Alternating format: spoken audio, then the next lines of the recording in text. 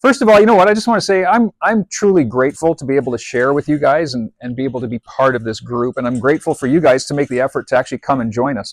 Small group today, which in a way is really good because we can have some very much close interaction through the day today and really help you guys get to where you want to go, whether you're a CA, whether you're a doc in practice, whether you're a student or a prospective student for chiropractic. Hopefully this day will help you to kind of put things in a different perspective and get you to where you want to be. Whatever it is, whatever goals you might have in the profession, in your life, hopefully we have some things that are going to help you to get there. So I'm just grateful to be part of it and be able to share with you guys. I want to start today just by kind of trying to just change your perspective a little bit. And I had an opportunity to speak a couple weeks ago at Pure and Powerful, which was a lot of fun. You know, and again, a lot of docs who have been in practice, and that's really kind of a unique group because it's a lot of docs who have been in practice for many, many years, and very principled subluxation-based docs who I really respect, have built great practices. And one thing I ask during that talk is I want to know when we start talking about chiropractic and principles, who knows the major premise? What's the major premise? Do you know the major premise, Dr. Sadie? Dr. Sadie. I do. There's a universal intelligence in all matter that contributes to it, all its properties. I'm impressed, Sadie. That was good. Like that's almost word for word. That was fantastic. So you know, when you look at this, and so chiropractic was founded on these principles, and they were put into play. It was actually a fellow named Stevenson who put them into play and actually wrote them, but it was in conjunction with talking with B.J. Palmer. So they wanted to build the profession of chiropractic very different than medicine. They wanted it to look very, very different than medicine. And the whole principle started with the fact that Dee, BJ's dad, who was the founder of chiropractic, had this thought that there is an intelligence in the universe, let alone in each person, that allows us to function and heal. And he knew that this intelligence worked through the nervous system. And you know how you know that? Because before Dee discovered chiropractic, the way we know chiropractic, he was a magnetic healer.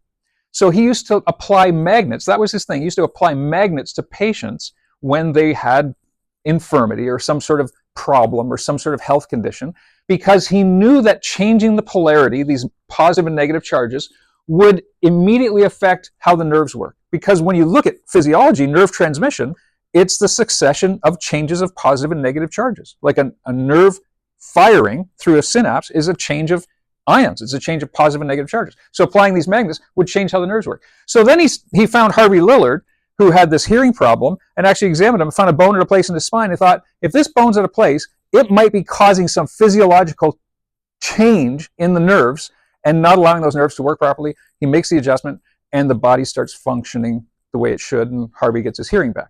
So that's kind of the way it started. So it's neat when these principles start getting developed, and as Dr. Sadie said, there's a universal intelligence. Well, the really cool thing when you get into this, because when you start looking at the principles of chiropractic and start really understanding what it means when you put it all together, because there is a metaphysical component to it. When you talk about universal intelligence, a lot of people go, ooh, this is getting a little weird because it's beyond this physical realm, right? There's something greater than just this physical body and this educated mind. There's this universal intelligence. You can call it God, you can call it the universe, call it whatever you want to call it. But there's something greater that organizes everything. So then when you look at the 33 principles, principle number 2 is this one. And this one I love because it says the chiropractic meaning of life. What is the chiropractic meaning of life? So as chiropractors who are principled, we can say the chiropractic meaning of life is the expression of that intelligence through matter.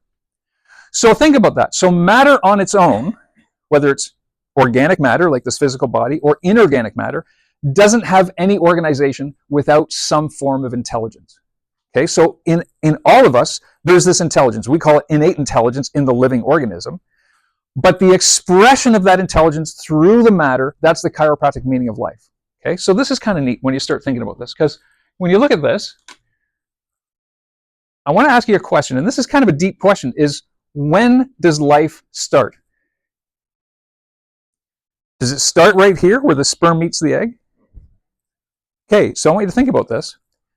Before that sperm met the egg, Was there some of genetic material in that sperm that made up you, and some of that genetic material made up in that egg that made up you? They just hadn't met yet.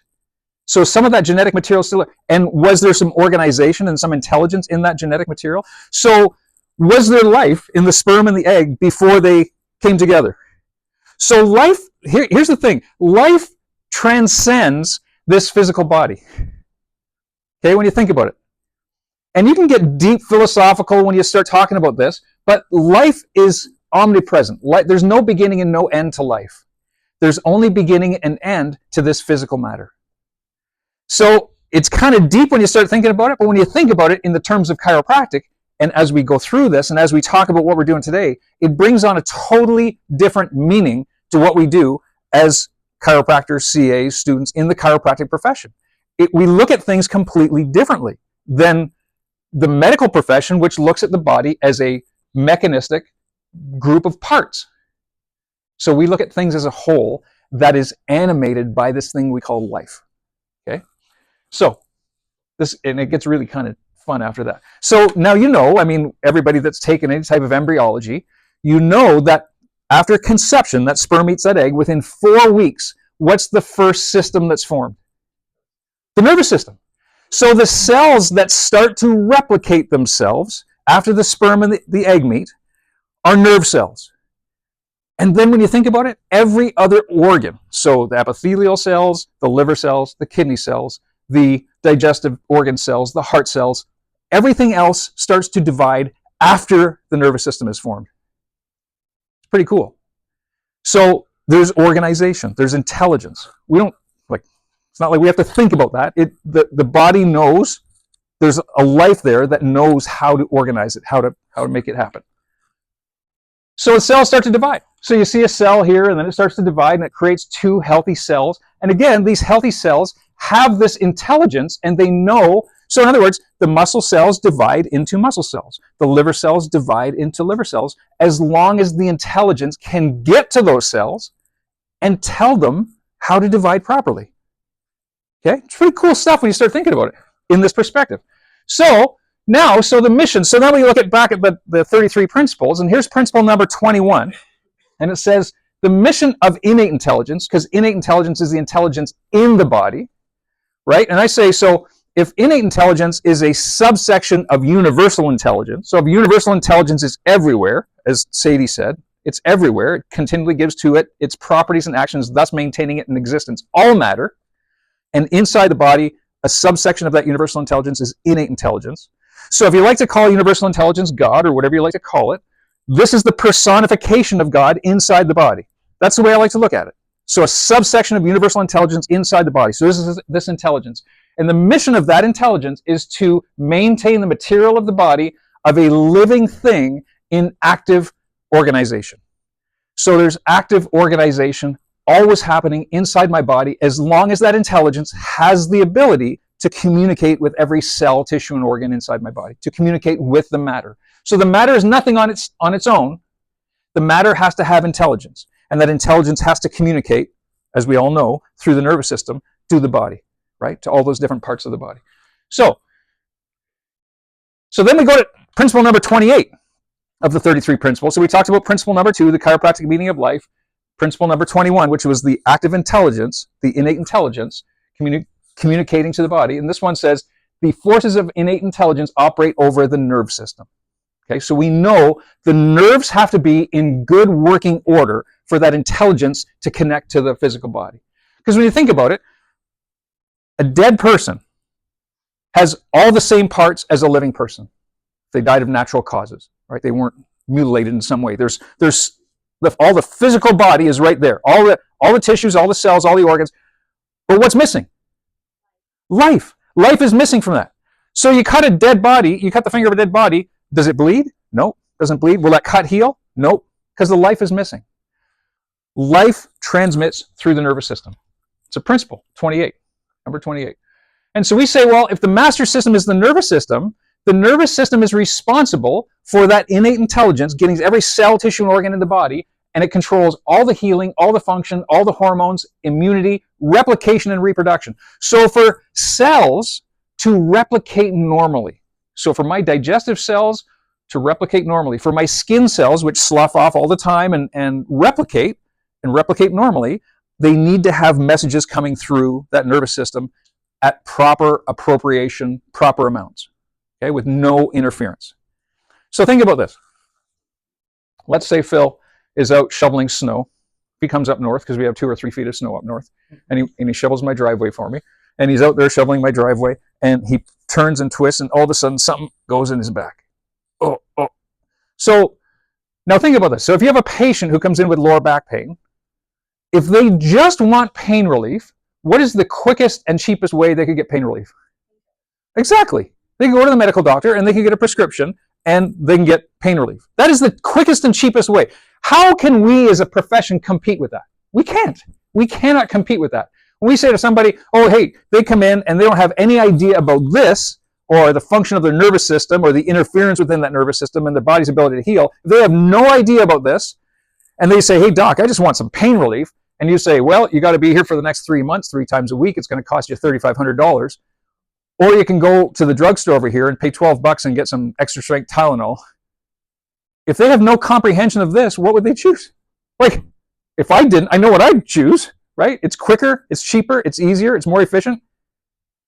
So our ability to educate people and help them to understand this is absolutely vital for that person's health and function, for our practice to be able to deliver chiropractic on a big level, and for this profession to survive. That's what's really important. We have to get good at communicating this. So that's the most important thing. So let's just say Phil goes and takes his Tylenol, right? He says, oh, I just want pain relief. And he's feeling pretty good. And then 3 weeks go by and he does something and twists. What happens? The pain comes back. Exactly. And a lot of times it comes back better or worse?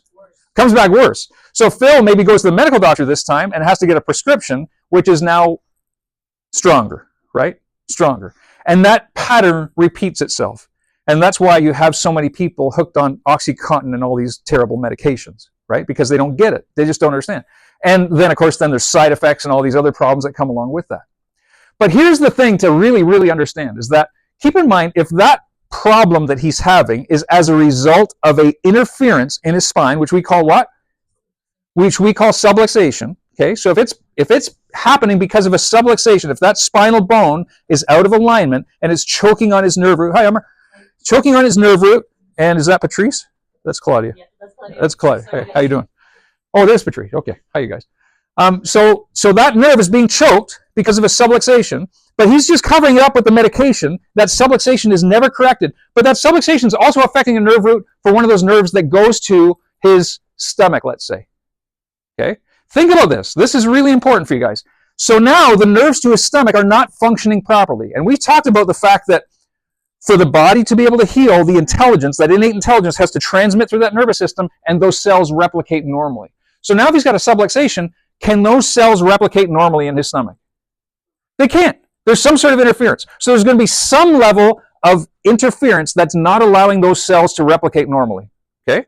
So let's just say cells in the stomach start replicating abnormally, and that starts to cause some stomach, it starts to wear away, that stomach lining. Some sort of abrasion, some sort of problem in the stomach, and it turns into what? What's that called in the stomach when the stomach lining starts to wear away? An ulcer, right? It turns into an ulcer. And then maybe the guy says, oh, and he doesn't think about the fact, maybe Phil doesn't think about the fact that there might be some relationship with that lower back pain and that ulcer that he's developing in his stomach. He goes off to the medical doctor, and what's he get?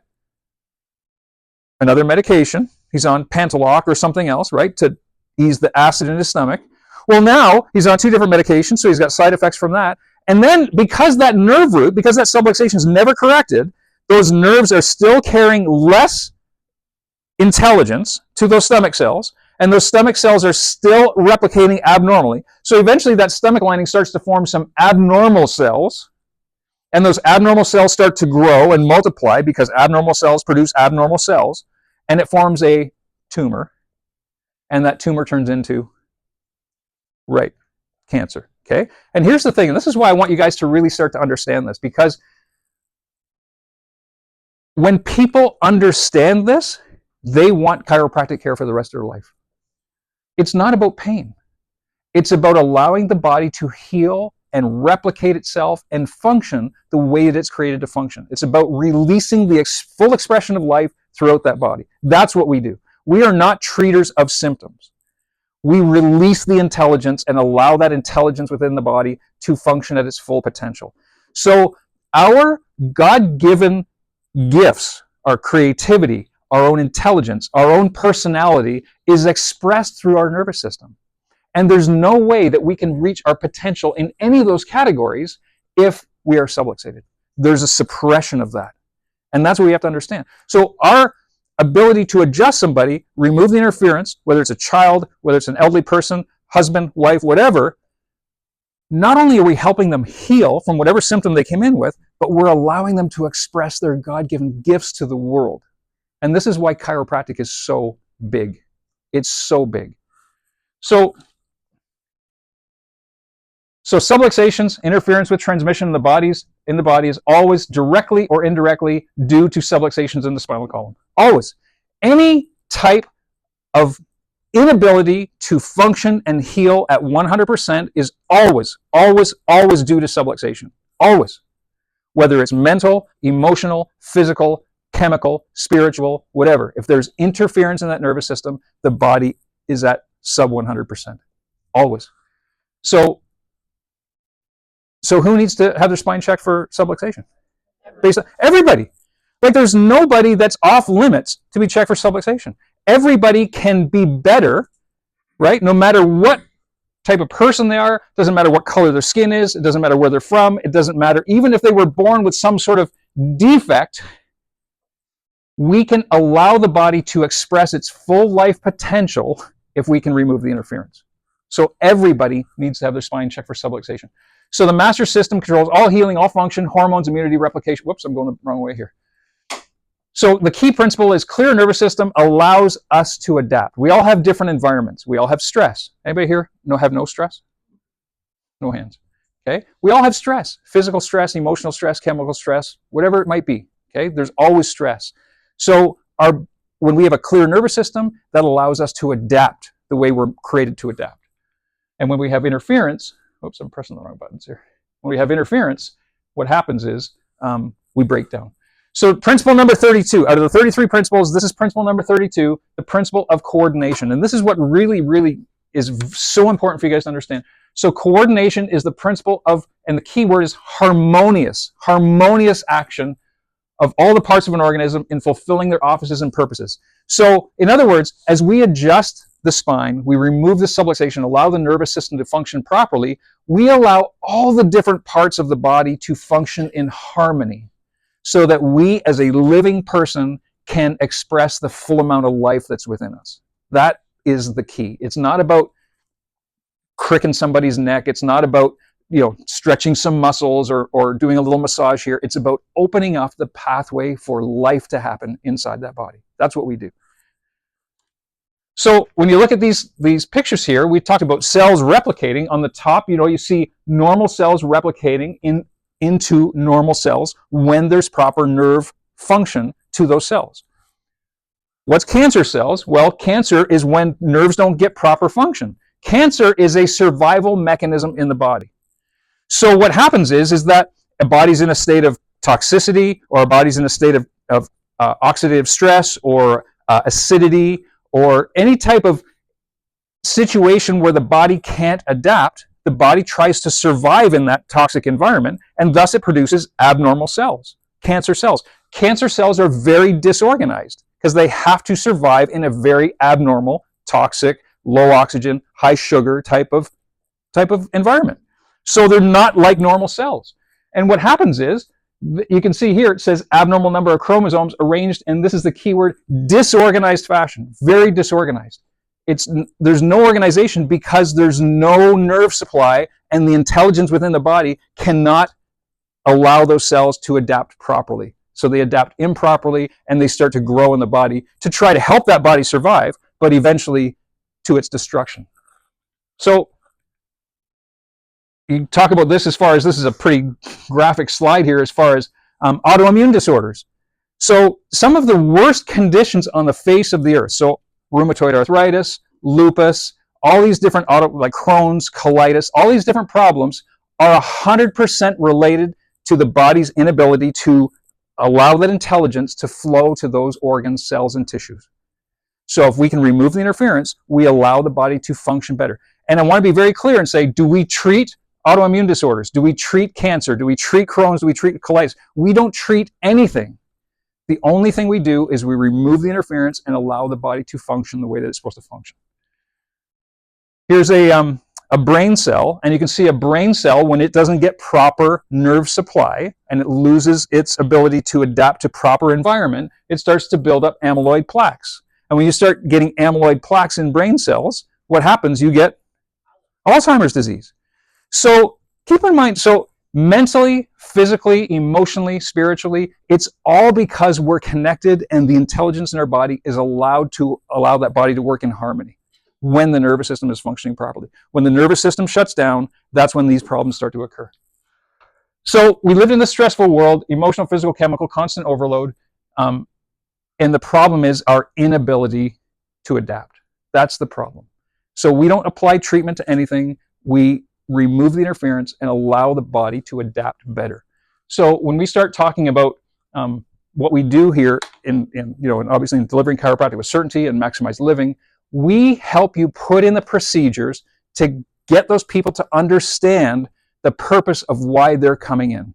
That's the most important thing. So it's really important for you guys to get really good at communicating what chiropractic is and what chiropractic isn't. And as soon as you can do that, you change that person's life.